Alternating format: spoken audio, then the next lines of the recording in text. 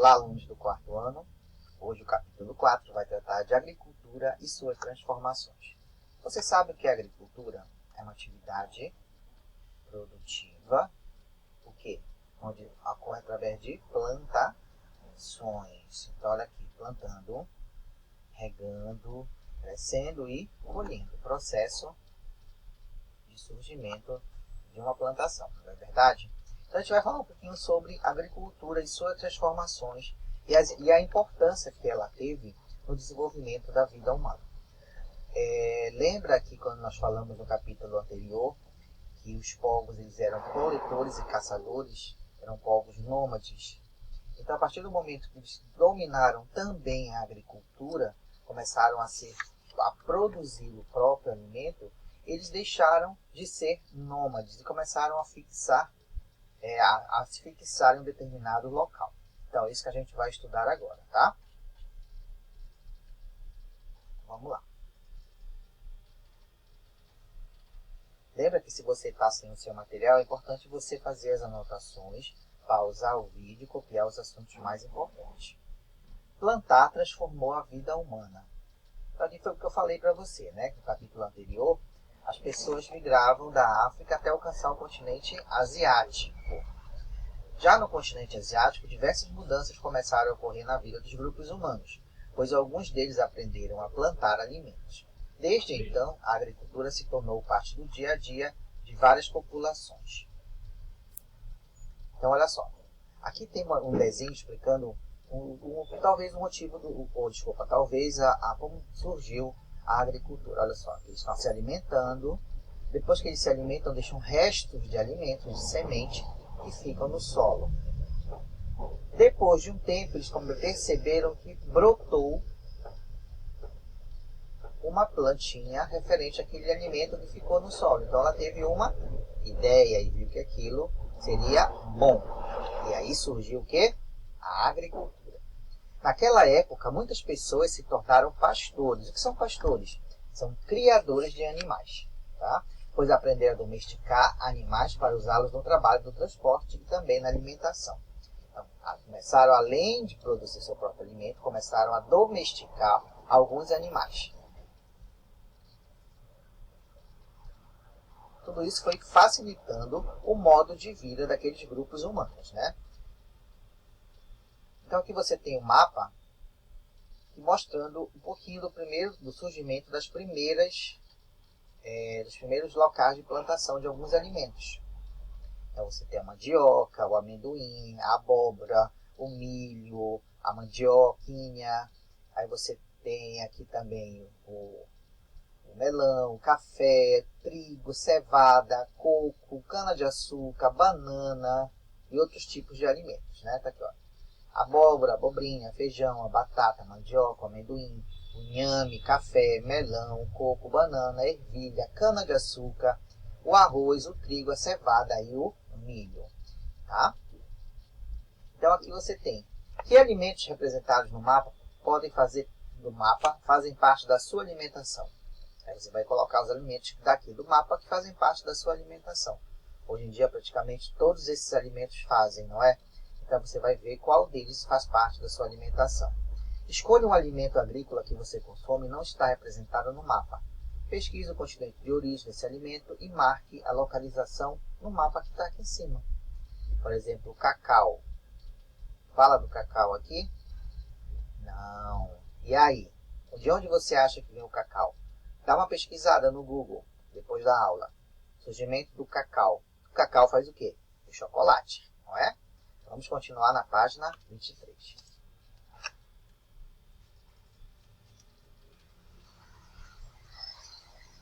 Novos modos de vida. Para cuidar das plantações e dos animais, muitos povos migraram para regiões onde havia rios, fundamentais para irrigar as plantações. O que é irrigar? É regar, molhar. Você não irriga as plantinhas de casa, então você está molhando as plantações. E fornecer água para a população e para os rebanhos. Rebanhos é o que? São grupos de animais da mesma espécie. Nesses locais, muitos grupos fixaram moradia e desde então tornaram-se sedentários, ou seja, passaram a morar no mesmo local por muito tempo. Antes eles eram o quê? Aquela palavra que o tio Alex marcou? nômades, e agora eles passaram a ser sedentários. Então aqui você tem, lembra do desenho da aula passada? Era caverna, armas produzidas com ossos, com pedra, e agora não. Já moram em casas feitas de palha, já usam ferramentas para beneficiar o alimento, já criam animais tanto para o trabalho, olha só, quanto para o consumo, e já executam a atividade de plantação, atividade agrícola.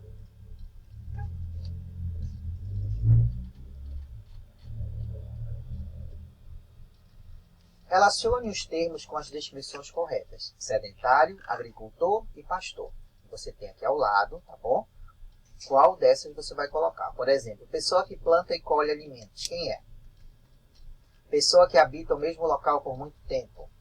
Pessoa que leva animais para pastar, cuidando do rebanho. No caderno, elabore uma frase com 2 palavras do quadro a seguir. Você tem agricultura, transformação, criação de animais e sedentário. Pensa no pouquinho que nós estudamos e elabora uma frase usando 2 dessas palavras. Então, aqui no material de apoio, você pode dar uma olhada daqui a pouco e resolver, tá? A importância dos rios. As primeiras comunidades de agricultores se instalaram em regiões próximas às margens de grandes rios, na região da Mesopotâmia, do Egito, da Índia e da China. No decorrer do tempo, esses outros rios se tornaram fundamentais para a criação das primeiras cidades da história da humanidade, tá? Então dependiam muito da água, tanto para irrigar como para manter a vida dentro das cidades. A vida em torno do Rio Nilo. Se você olhar, o Rio Nilo, ele corta o continente africano. Os povos mesopotâmicos, indianos e chineses se desenvolveram perto de rios. Com os egípcios não foi diferente. As margens do Rio Nilo, localizado no continente africano, foram fundamentais para esse povo, que vivia cercado de grande deserto, do grande deserto de Saara. Tá? Então você deve ter conhecido já, falar um pouco sobre o povo egípcio, a civilização egípcia, a esfinge, as pirâmides, as múmias, né?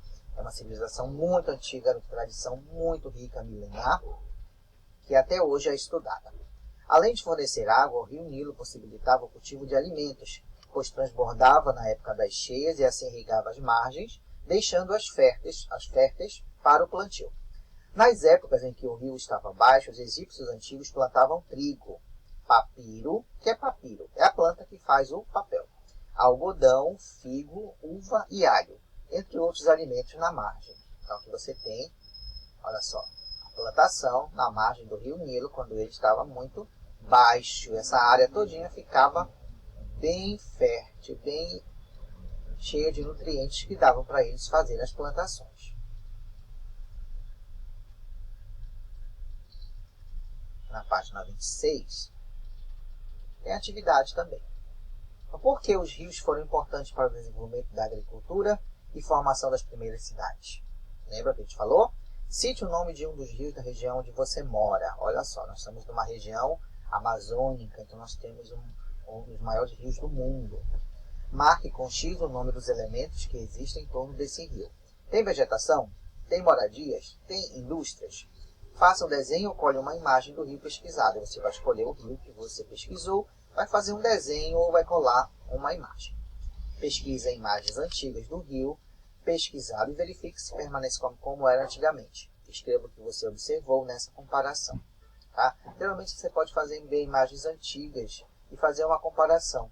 As margens foram utilizadas, houve erosão e assim por diante.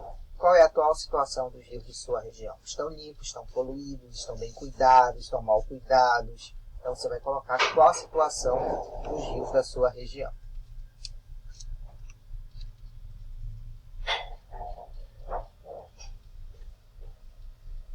O uso da terra no Brasil. Desde o início da história da humanidade, as pessoas utilizam os recursos naturais, como a água e o solo, e modificam a natureza. Criam canais de irrigação, lagos artificiais, estradas, pontes, áreas de pasto, etc., com o objetivo de adaptar o meio natural para atender às necessidades humanas de habitação, transporte e alimentação, por exemplo. Então você vê aqui várias utilizações do ambiente e dos recursos naturais. Então, o território brasileiro até 1500 foi o período da descoberta do Brasil, da chegada dos portugueses, né? O espaço natural brasileiro passou por muitas transformações no decorrer do tempo. A ocupação da terra no território que hoje chamamos de Brasil ocorreu há 3.000 anos. Tá? Então, naquela época, alguns povos, entre eles os marajoaras, iniciaram plantações de milho, mandioca, algodão, amendoim, coquinho, jatobás e maracujá. Então você viu que já tinha uma plantação bem extensa. Situados na ilha do Marajó, pertencente ao estado do Pará na atualidade, esses indígenas moravam às margens de rios e de um lago chamado Arari. No território, eles formaram montes elevados de terras conhecidos como tesos, para protegerem suas moradias e plantações de inundações dos rios. Olha só, tá vendo? A cultura marajoara tornou-se bastante conhecida principalmente por sua cerâmica. Então a gente vê muitos vasos hoje em dia aqui na nossa região, vasos, cinzeiros, tigelas, vasilhas com um desenho marajoara. Dá uma pesquisada e vê se você tem em casa algum objeto que mostre um pouquinho dessa cerâmica marajoara. São desenhos em forma de triângulos, de quadrado, em forma espirais, certo? Então são desenhos, são formas de uma cultura que permanece até hoje, né? Passada de tradição. Olha só. Então aqui fala um pouquinho das habitações dos marajoaras, que ficavam dentro dos tesos. Eram áreas elevadas de terra e em cima eles faziam as suas habitações.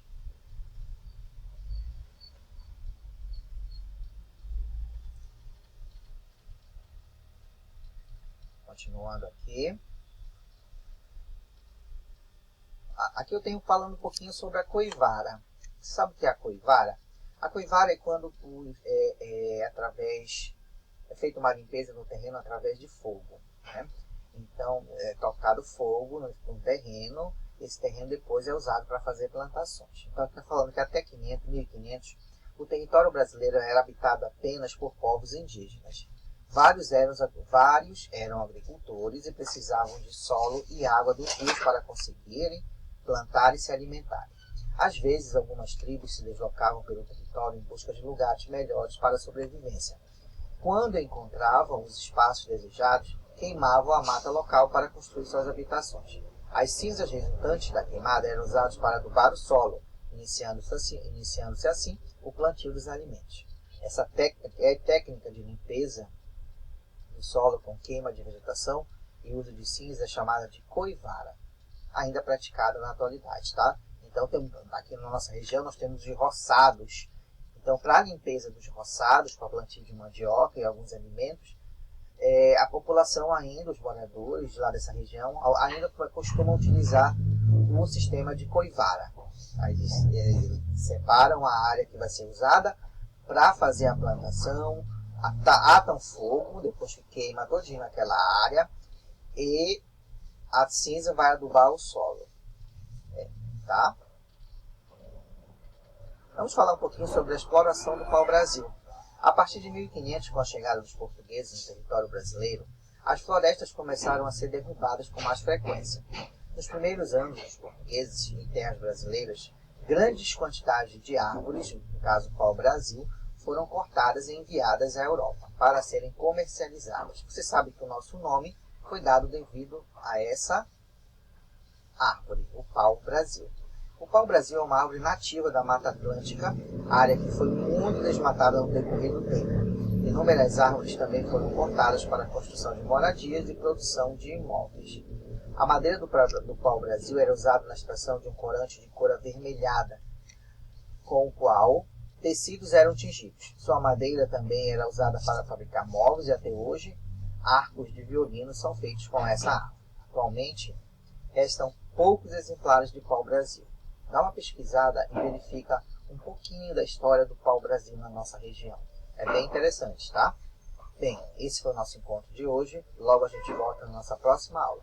Fica com Deus e até o nosso próximo encontro.